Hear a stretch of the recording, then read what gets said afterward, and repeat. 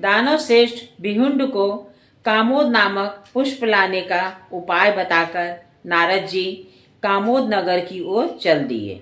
जाते जाते उन्हें वह दिव्य नगर दिखाई दिया। उस नगर में प्रवेश करके वे कामोदा के घर गए और उससे मिले। कामोदा ने स्वागत आदि के द्वारा मुनि को प्रसन्न किया और मीठे वचनों में कुशल समाचार पूछा।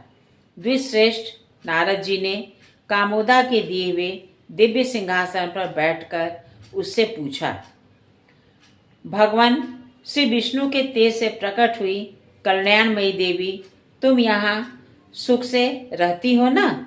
किसी तरह का तुम्हें कष्ट तो नहीं है? कामोदा बोली, महाभाग, मैं आप जैसे महात्माओं तथा भगवान श्री विष्णु की कृपा से सुखपूर्वक जीवन व्यतीत कर रही हूँ। इस समय आपसे कुछ प्रश्नोत्तर करने का कारण उपस्थित हुआ है। आप मेरे प्रश्न का समाधान कीजिए। मुने, सोते समय मैंने एक बहुत ही बुरा स्वप्न देखा है। मानो किसी ने मेरे सामने आकर कहा है, अव्यक्त स्वरूप भगवान ऋषिकेश संसार में जाएंगे, वहाँ जन्म ग्रहण करेंगे। नारद जी ने कहा, संपूर्ण देवता भी जिनका अंत नहीं जानते, उन्हें भी जिनके स्वरूप का ज्ञान नहीं है, जिनमें संपूर्ण विश्व का लय होता है, जिन्हें विश्वात्मा कहते हैं, और सारा संसार जिनकी माया से मुग्ध हो रहा है, वे मेरे स्वामी जगदीश्वर श्री विष्णु संसार में क्यों जन्म ले रहे हैं? नारद जी ने कहा, देवी, इसका कारण सुनो। महर्षि भृगु के शाप से भगवान संसार में अवतार लेने वाले हैं, इसलिए तुम्हें दुस्वप्न का दर्शन हुआ है। बेटा, यूं कहकर नारद जी ब्रह्मलोक को चले गए। उस समय कामोदा भगवान के दुख से दुखी हो गई और गंगा के तट पर बारंबार हाहाकार करती हुई करुण स्वर से विलाप करने लगी। वह अपने नेत्रों से जो दुख के आंसू बहाती थी, वे ही गंगा जी के जल में गिरते थे। पानी में पड़ते ही वे पुनः पद्म पुष्प के रूप में प्रकट होते और धारा के साथ बह जाते थे। दानव श्रेष्ठ भिहुंड भगवान श्री विष्णु की माया से मोहित था।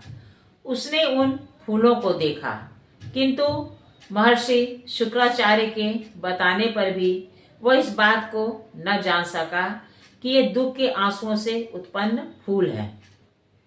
उन्हें देखकर वह असुर बड़े हर्ष से भर गया और उन सबको जल से निकाल लाया। फिर वह उन खिले हुए पद्म पुष्पों से गिरिजापति की पूजा करने लगा। विष्णु की माया ने उसके मन को हर लिया था, अतः विवेक शून्य होकर उस दैत्यराज ने 7 करोड़ फूलों से भगवान शिव का पूजन किया। यह देख जगन माता पार्वती को बड़ा क्रोध हुआ। उन्होंने शंकर जी से कहा, नाथ, इस दुर्बुद्धि दानव का कुकर्म तो देखिए। यह शोक से उत्पन्न फूलों द्वारा आपका पूजन कर रहा है। इसे दुख और संताप ही मिलेगा। यह सुख पाने का अधिकारी नहीं है।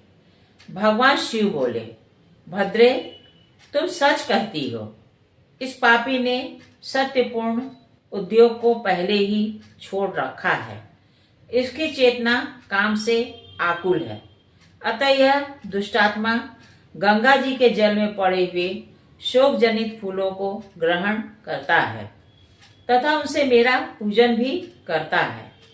दुख और शोक से उत्पन्न ये फूल तो शोक और संताप ही देने वाले हैं। इनके द्वारा किसी का कल्याण कैसे हो सकता है?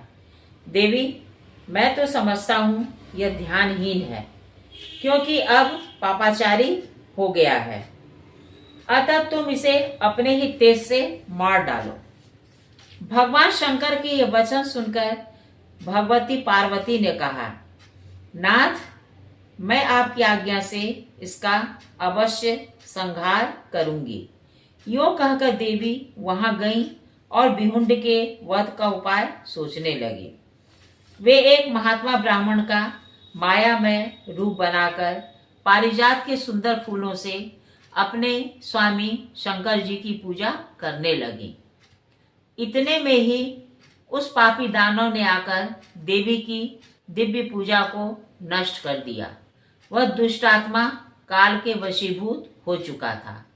उसने पार्वती द्वारा पारिजात के फूलों से की हुई पूजा को मिटा दिया और स्वयं लोभवश शोक जनित पुष्पों से शंकर जी का पूजन करने लगा।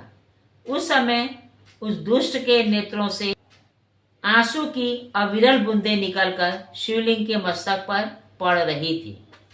यह देख देवी ने ब्राह्मण के रूप में ही पूछा, आप कौन हैं जो शोकाकुल चित्त से भगवान शिव की पूजा कर रहे हैं? ये शोक जनित अपवित्र आंसू भगवान के मस्तक पर पड़ रहे हैं। आप ऐसा क्यों करते हैं? मुझे इसका कारण बताइए। बिहुंड बोला, ब्राह्मण, कुछ दिन हुए मैंने एक सुंदर स्त्री देखी जो सब प्रकार की सौभाग्य संपदा से युक्त और समस्त शुभ लक्षणों से संपन्न थी। देखने में वह कामदेव का विशाल निकेतन जान पड़ती थी। उसके मुंह से मैं संतप्त हो उठा। काम से मेरा चित्त व्याकुल हो गया। जब मैंने उससे समागम की प्रार्थना की तब वह बोली, कामोद के फूलों से भगवान शंकर की पूजा करो तथा उन्हीं फूलों को माला बनाकर मेरे कंठ में पहनाओ। 7 करोड़ पुष्पों से महेश्वर का पूजन करो। उस स्त्री को पाने के लिए ही मैं पूजा करता हूँ, क्योंकि भगवान शिव अभीष्ट फल के दाता हैं। देवी ने कहा, अरे कहाँ तेरा भाव है, कहाँ ध्यान है और कहाँ तुझ दुरात्मा का ज्ञान है? अच्छा बता, कामोदा का सुंदर रूप कैसा है? तूने उसके हास्य से उत्पन्न सुंदर फूल कहाँ पाए हैं? बिहुंड बोला, ब्राह्मण, मैं भाव और ध्यान कुछ नहीं जानता। कामोदा को मैंने कभी देखा ही नहीं है। गंगा जी के जल में जो फूल बहकर आते हैं उन्हीं का मैं प्रतिदिन संग्रह करता हूँ और उन्हीं से एकमात्र शंकर जी का पूजन करता हूँ। महात्मा शुक्राचार्य ने मेरे सामने इस फूल का परिचय दिया था। मैं उन्हीं की आज्ञा से नित्य प्रति पूजा करता हूँ। देवी ने कहा, पापी, ये फूल कामोदा के रोदन से उत्पन्न हुए हैं। इनकी उत्पत्ति दुख से हुई है। इन्हीं से तू पाप पूर्ण भावना लेकर प्रतिदिन भगवान की पूजा करता है, किंतु दिव्य पूजा नष्ट करके तू शोक जनित पुष्पों से पूजा कर रहा है।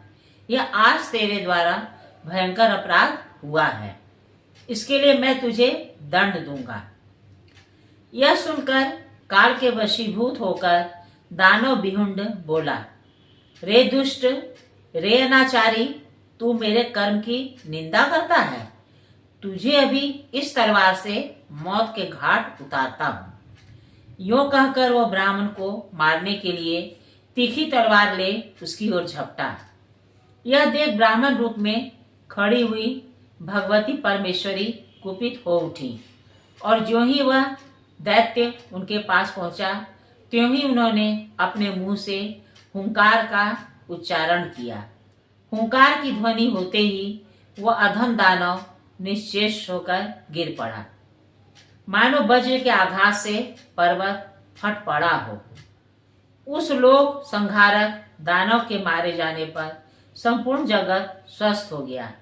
सबके दुख और संताप दूर हो गए।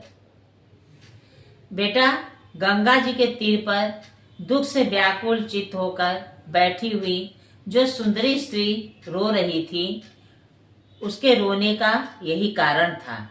यह सारा रहस्य जो तुमने पूछा था मैंने तुझसे कह सुनाया।